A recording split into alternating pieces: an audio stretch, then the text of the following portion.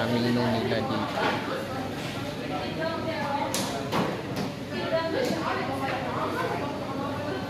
Kukunin ko na yung order.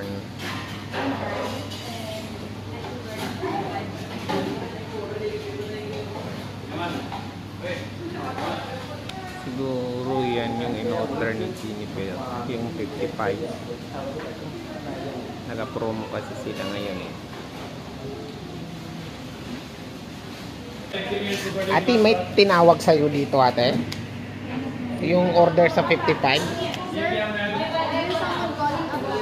Sa Kabayan House?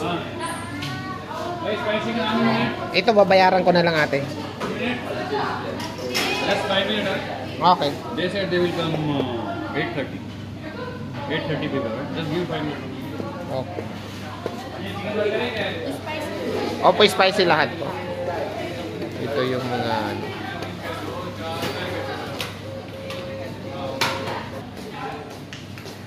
Maghihintay tayo.